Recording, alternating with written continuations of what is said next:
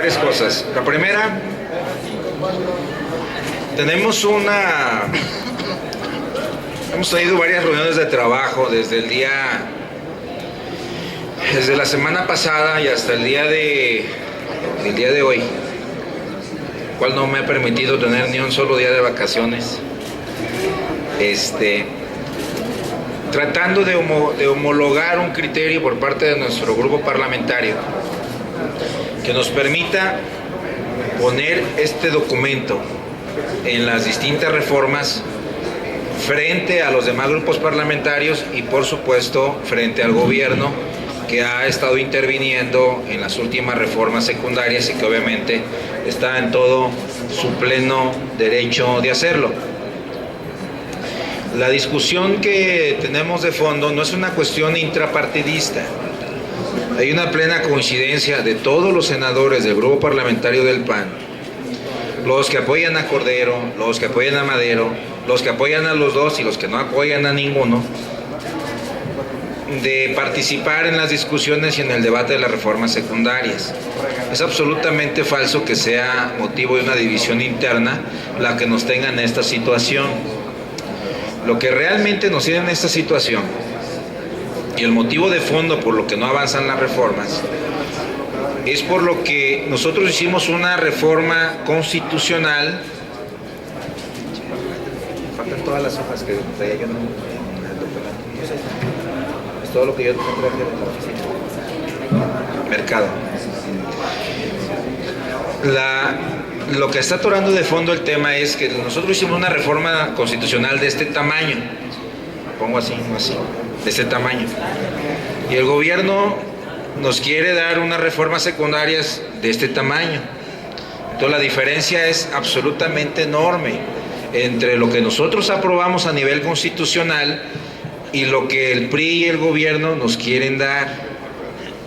Entonces es ahí donde no tenemos el principal atorón del que habla el senador Silvano Aureoles, el ex senador, hoy diputado y presidente de la Junta de Coordinación, Silvano Aureoles, el atorón en el Senado. Y entonces el argumento de ellos es que nosotros traemos una división. No, en lo absoluto. Lo que traemos es una visión común de lo que aprobamos contra lo que nos quieren entregar.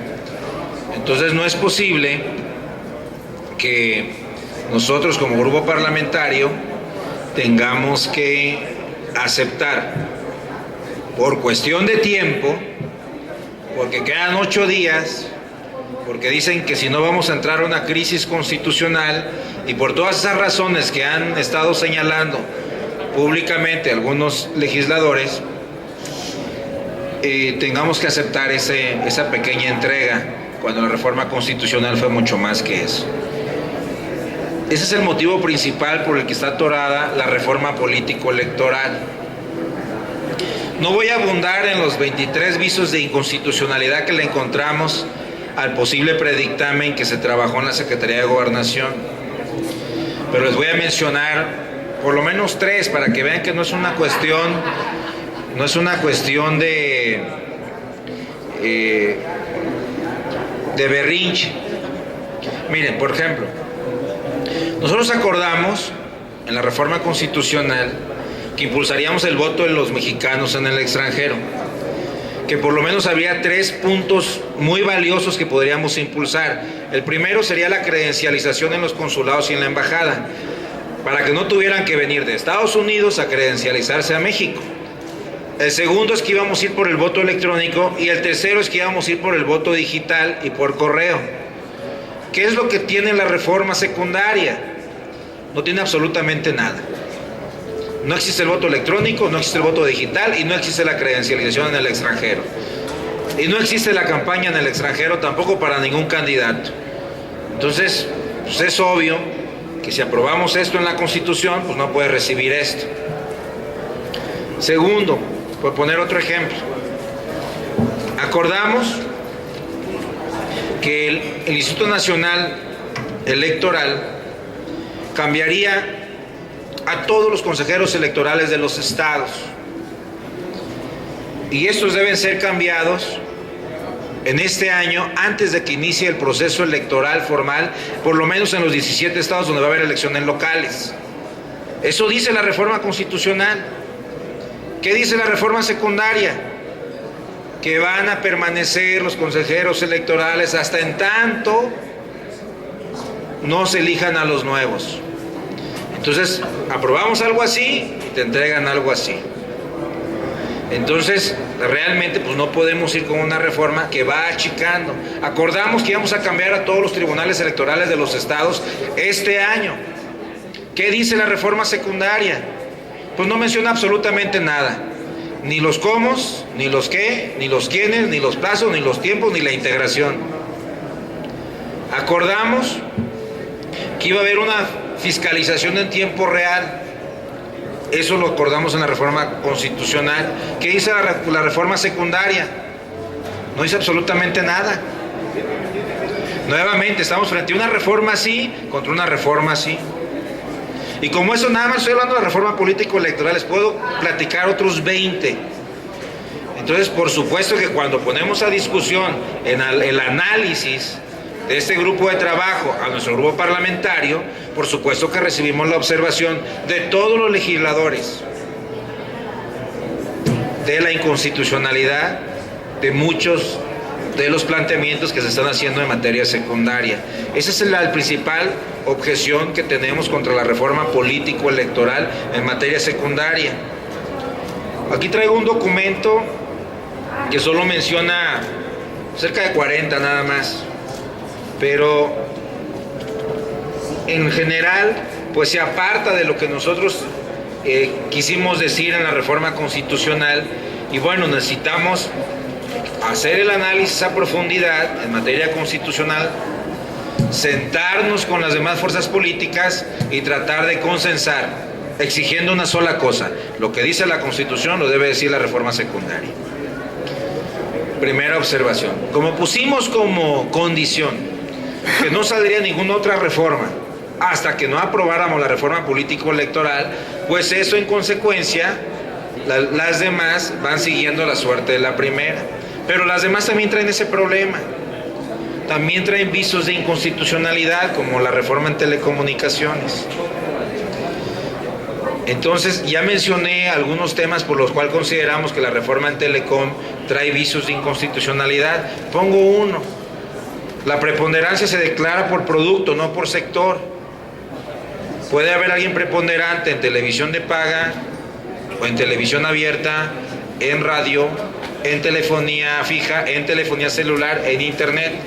No puede haber un preponderante, como lo dice la ley, en telecomunicaciones y un preponderante en radiodifusión, y ya son los únicos dos preponderantes. Eso es absurdo de acuerdo con la reforma constitucional que aprobamos.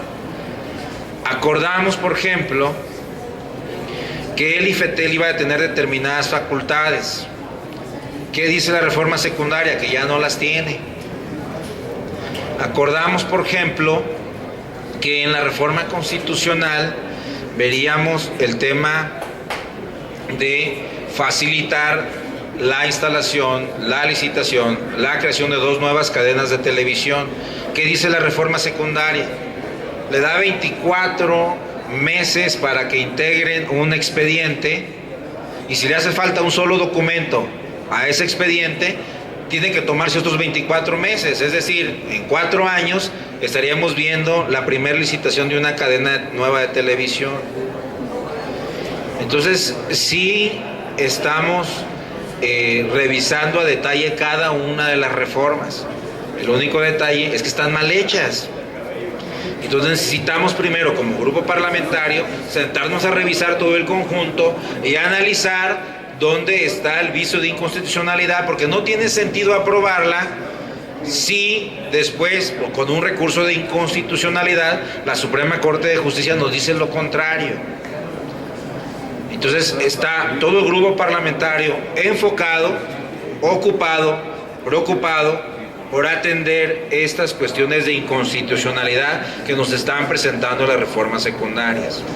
Hoy se aprobó competencia en comisiones, con una reserva que planteó el PAN.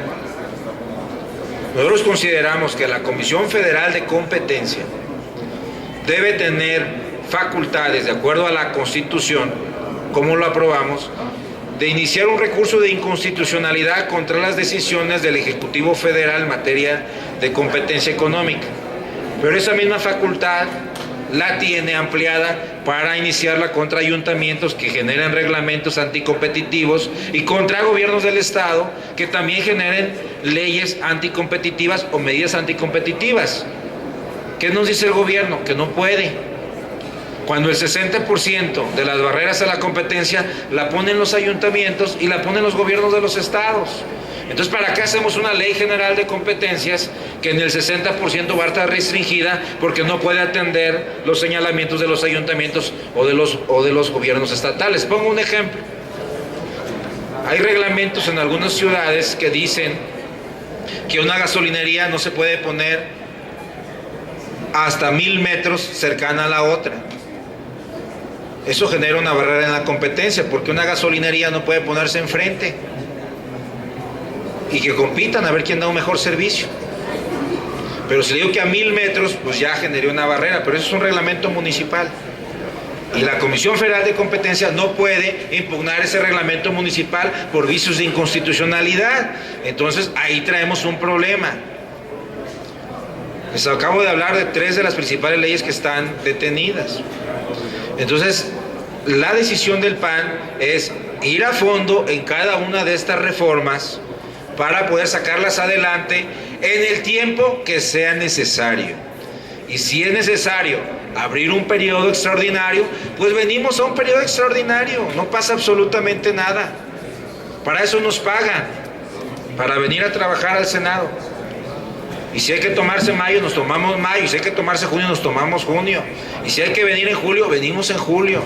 Yo no entiendo cuál es la prisa por irse de vacaciones de algunos, si se acaban de ir la Semana Santa. Entonces necesitamos resolver ese tema de fondo, hacerlo bien y rápido, pero primero bien y primero constitucional. Entonces, si los diputados tienen prisa por cerrar la cortina, pues que la cierren. Cuando aprobemos la reforma secundaria se las vamos a mandar y ya sabrán, con todo el respeto que nos merece la Cámara de Diputados, en qué tiempo, en qué momento lo resuelven ellos. Los tiempos del Senado los marca el Senado y los tiempos del PAN los marcan los senadores del PAN. Ahí sí nosotros no tenemos ninguna prisa y ninguna presión de ningún grupo, de ningún legislador, de ningún gobierno, de ninguna empresa y de ningún poder fáctico que le vaya a decir a los senadores del PAN cómo votar y en qué momento votar. Vamos a llevar esta decisión de estas reformas secundarias en el momento en que estemos listos y en el momento que el gobierno acepte que la mayor parte de la documentación que nos llegó en reformas secundarias es absolutamente inconstitucional y estamos listos para el debate. Eso es lo que nos ha tomado el tiempo. No queríamos salir a medios a seguir dime que te diré, porque no tiene ningún sentido. La gente allá afuera espera buenas leyes. La gente allá afuera espera que resolvamos y que haya competencia en telecomunicaciones. Esta ley no genera competencia. Hablamos de medidas asimétricas. Si pongo el caso de la telefonía, por ejemplo, una empresa que concentra el 80% del mercado, entre sus clientes genera un precio diferenciado. Y pongo un caso, si un cliente de esa misma empresa le habla a otro cliente de esa misma empresa, esa llamada puede llegar a costar 60 centavos. Pero si otra empresa utiliza esa red para hablarle a un cliente de la otra, le cuesta 2 pesos. Eso no puede pasar, eso es totalmente anticompetitivo. Eso genera un efecto de dominancia de una empresa a otra que hace prácticas de dominantes para que la otra no le compita. Entonces, eso es lo que tenemos que resolver, hacer buenas leyes. Y en eso está el grupo parlamentario del PAN. Eso es por lo que nos hemos tardado y nos vamos a seguir tardando mientras el gobierno no acepte que estas reformas son absolutamente, en su mayor parte, inconstitucionales, contraconstitucionales o aconstitucionales. Yo hasta ahí lo dejaría para no entrar a temas de chismes y abriría un espacio para que si alguien quiere hacer alguna pregunta, con toda confianza. Senador, Ahí Omar Brito le va a hacer una pregunta. Senador, 2 cosas. En la política electoral, entiendo que tendrían hasta el final de este periodo para resolver las cuestiones de leyes secundarias. ¿Ustedes estarían dispuestos a que, si se alarga este tiempo que usted comenta, se fuera y las elecciones que vienen de 2015 iniciaran con una ley vigente? O sea, que no se hicieran ya estas leyes secundarias. Esa sería una. Y la otra, el senador Javier Lozano está presentando hoy un dictamen en la reunión de Comisiones Unidas, y yo quería saber si el PAN, si este dictamen que presenta tiene el aval del PAN completo, ya que ha habido algunos senadores que pues parece que no están de acuerdo con este dictamen que presenta Javier Lozano. Lo primero que me preguntaste es como dicen los que saben de un lenguaje rico y florido, es una falacia,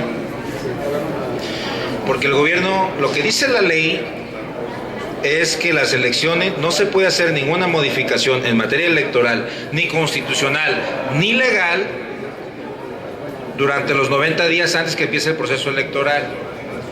Pues todo el mundo ha dado por hecho de que como la elección se recorrió a junio, el proceso electoral se recorrió a septiembre. Y eso no es cierto. La actual ley dice que el proceso electoral comienza el 1 de octubre. Por lo tanto, el mes que va corriendo no es definitorio para caer en el supuesto jurídico que establece el margen de los 90 días. En segundo lugar, si es un supuesto jurídico que establece la ley, por supuesto, se puede modificar. Y entonces, si no llegamos a un acuerdo, simple y sencillamente es modificar por esta ocasión el inicio del proceso electoral un mes más, y te da el tiempo suficiente para seguirlo analizando con cuidado, sin la presión y sin que los tiempos te vayan a generar un tema de controversia constitucional. Entonces, ese tiempo que nos están marcando que es ya es absolutamente falso. Son 90 días antes, el proceso empieza en octubre, es septiembre, agosto y julio. Tendríamos mayo y tendríamos junio. Si no tuviéramos un consenso, podríamos ponerle en la ley que el proceso va a iniciar por esta ocasión en un transitorio el 1 de noviembre. Tendríamos octubre, septiembre y agosto. Entonces tendríamos mayo, junio y julio para hacer las modificaciones legales y constitucionales que consideremos adecuadas. Por supuesto, no queremos caer en ese supuesto. Estamos trabajando para ello, pero queremos que se haga bien conforme a lo que aprobamos en la Constitución, porque aquí venimos y nos desgañitamos hablando, diciendo que le íbamos a dar y mejorar el sistema de votación de los mexicanos en el extranjero, y resulta que la ley secundaria no trae absolutamente nada, ni de voto electrónico, ni de credencialización, ni de voto digital, ni de voto por correo. Entonces en la reforma constitucional aprobamos algo, y en la reforma secundaria pues, nos hacemos como que no vimos la Constitución. Entonces creo que ahí es donde está la situación más grave, en el que el gobierno quiere achicar las reformas secundarias. Pongo otro ejemplo, y podría poner muchísimo, es decir, el análisis jurídico nos ha llevado a que tengamos un debate interno, y eso es lo que nos ha tomado tiempo, no porque tengamos diferencia de posición. Tu segunda pregunta es, el senador Lozano hizo un buen trabajo, hizo sus foros y llegó a una conclusión de un predictamen o un anteproyecto de dictamen. Solo puede considerarse dictamen un documento cuando ha sido aprobado en comisiones. Él fue a presentar un anteproyecto que siempre se presenta.